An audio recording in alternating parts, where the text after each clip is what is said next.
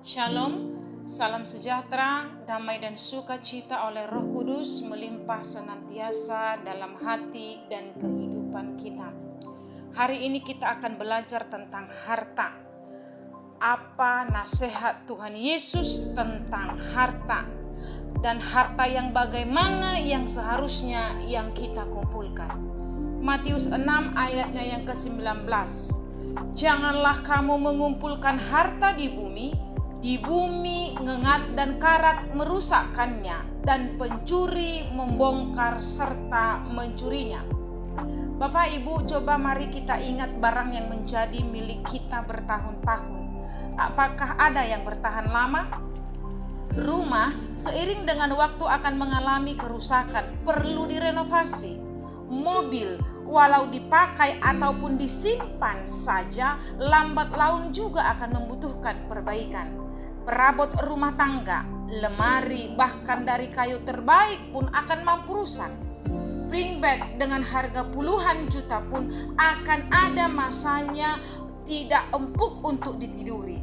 Memiliki banyak tanah, jika tidak dimanfaatkan akan tumbuh lalang dan tidak mendatangkan hasil. Tanah jika dijual dapat uang, apakah mampu dengan uang itu menjamin engkau hidup tenang, hidup selamanya?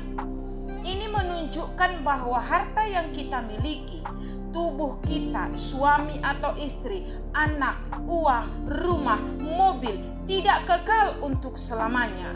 Kehidupan akan berakhir ketika kita dipanggil Bapa. Uang mampu dicuri, dapat habis walau sebanyak apapun jumlahnya. Karena itu Tuhan Yesus dengan jelas mengatakan, jangan mengumpulkan harta di bumi. Lalu harta yang bagaimana yang harus dikumpulkan? Ayatnya yang ke-20. Tetapi kumpulkanlah bagimu harta di surga ngengat dan karat tidak merusakkannya, dan pencuri tidak membongkar serta mencurinya. Harta yang harus kita kumpulkan adalah harta di sorga. Tuhan Yesus naik ke sorga, menyediakan tempat, rumah bagi orang yang percaya kepadanya. Itulah harta kita. Tidak ada ngengat di surga yang bisa merusak harta kita. Tidak ada pencuri yang mampu mencuri harta kita. Ketika kita memutuskan menerima Yesus sebagai Tuhan dan Juru Selamat, nama kita ditulis di buku kehidupan di sorga. Iman kita kepada Yesus adalah kunci kita mendapatkan harta kita di sorga. Tetapi harta kita yang di sorga dapat hilang jika kita tidak menjaganya ketika kita masih hidup di dunia. Mengapa demikian? Ayat 21 menjelaskannya. Karena di mana hartamu berada, di situ juga hatimu berada. Harta kita di sorga bisa hilang jika kita lebih mementingkan harta di dunia. Saya tidak mengatakan jangan bekerja, jangan mencari uang. Karena selama masih hidup di dunia, kita harus bekerja. Kita membutuhkan uang untuk kehidupan kita, kebutuhan hidup. Tetapi jangan karena demi mengejar uang kita mendomor-duakan Tuhan dalam hidup kita. Bukankah banyak orang yang mengaku Kristen tetapi tidak ke gereja, tidak kebaktian hanya demi mencari uang? Di mana hartamu berada, di situ hatimu berada.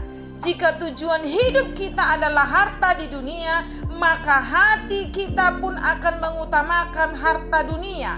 Hal ini tidak dapat dipungkiri. Tidak ada yang dapat membagi hatinya, separuh untuk uang, separuh untuk Tuhan. Jika awalnya mungkin bisa, namun seiring dengan waktu hatinya akan memilih lebih condong kepada salah satunya.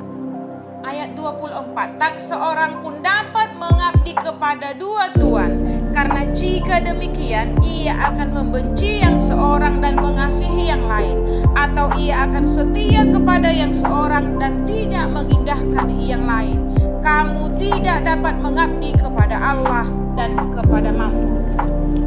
Sikap yang kedua yang dapat membuat kita kehilangan harta di sorga, Lukas 16 ayat yang 10. Barang siapa setia dalam perkara-perkara kecil, ia setia juga dalam perkara-perkara besar. Dan barang siapa tidak benar dalam perkara-perkara kecil, ia tidak benar juga dalam perkara-perkara besar. Sikap Sebab yang kedua yang dapat membuat orang Kristen kehilangan harta di sorga adalah ketidaksetiaan. Untuk mengerti perkataan Yesus dalam ayat 10 tentang setia dalam perkara, kita harus membaca konteks sebelumnya, Lukas 16 ayat 1-9 dengan judul perumpamaan tentang bendahara yang tidak jujur. Ada seorang kaya yang mempunyai seorang bendahara. Bendahara ini menghamburkan uang orang kaya tersebut. Lalu orang kaya itu meminta pertanggungjawaban kepada bendahara. Untuk mengamankan hidupnya yang sudah terlanjur hidup enak, si bendahara menipu tuannya, si orang kaya, dengan membuat surat hutang palsu. Perumpamaan ini menggambarkan tentang manusia yang tidak jujur. Orang kaya itu adalah Allah dan kita adalah bendaharanya Allah. Semua yang kita terima, kita miliki itu adalah punyanya Allah yang dititipkan kepada kita. Baik itu pekerjaan, uang, jabatan, dan lainnya. Barang siapa setia dalam perkara-perkara kecil, ia setia juga dalam perkara-perkara besar. Manusia yang setia mengerjakan, mengelola, mempergunakan titipan Allah kepadanya, maka ia pun akan setia dalam perkara besar. Pekerjaan yang kita lakukan saat ini, walau mungkin orang menganggap rendah karena kita ada di jabatan atau kedudukan yang rendah, jika dengan setia, dengan jujur dilakukan, maka dengan seiringnya waktu, maka jabatan atau kedudukan pekerjaan kita akan semakin meningkat. Uang atau harta yang kita miliki sekarang, walau tidak seberapa, hanya cukup untuk sehari. Jika dikelola, dipergunakan dengan setia, dengan jujur, maka Tuhan akan mempercayakan uang dan harta yang lebih dari yang kita miliki saat ini. Dan barang siapa tidak benar dalam perkara-perkara kecil, ia tidak benar juga dalam perkara-perkara besar.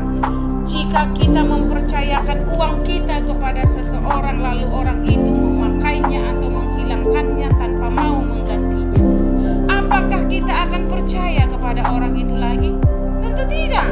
Seperti itu jugalah Bapa di sorga tidak akan mempercayakan kepada kita hal-hal yang besar, berkat-berkat berlimpah, jika kita menipu Allah dengan hal yang kecil, dengan harta atau uang yang kita terima saat ini.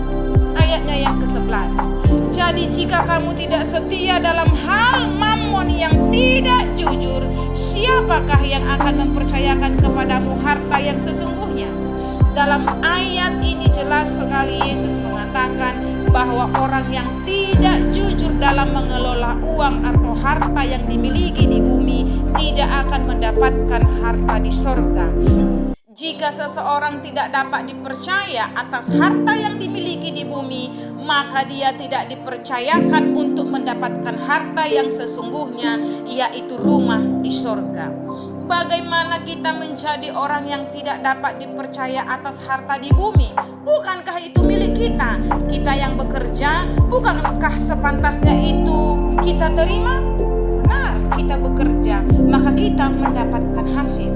Tetapi coba renungkan, kita mampu hidup, bernafas gratis, sehat, kuat, mampu bekerja. Bukankah itu semua karena Tuhan? Penghasilan yang kita terima adalah berkat yang Tuhan titipkan untuk kita. Karena itu pergunakanlah dengan bijak dan sebaik-baiknya. Harta yang dipercayakan kepada kita ada juga haknya Tuhan. Jadi berikan sepatutnya. Jika kita tidak memberikan hak Tuhan, maka harta kita di sorga pun tidak akan kita terima. Ayat 12 dengan jelas menuliskannya. Dan jika kamu tidak setia dalam harta orang lain, siapakah yang akan menyerahkan hartamu sendiri kepadamu? Dalam berkat yang berlimpah, selain ada hak untuk Tuhan, ada juga hak orang lain. Diberkati untuk memberkati. Maka berikanlah agar harta yang kita miliki di sorga dipercayakan juga kepada kita. Dan sekali lagi Tuhan Yesus mengatakan, mengulangi lagi ayatnya yang ke-13.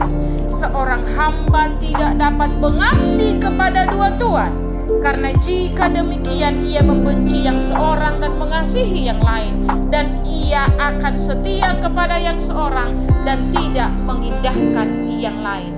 kamu tidak dapat mengabdi kepada Allah dan kepada Mammon. Perkataan ini diulang Tuhan Yesus, berarti Tuhan Yesus sangat menekankan hal ini agar setiap orang yang percaya tidak terjatuh dalam sikap cinta uang, agar orang percaya tidak menjadi hamba uang, agar orang percaya tidak kehilangan hartanya di sorga hanya karena harta di bumi yang sementara. Mari membaca firman, mari belajar firman, mari menjadi pelaku firman. Tuhan Yesus memberkati. Shalom.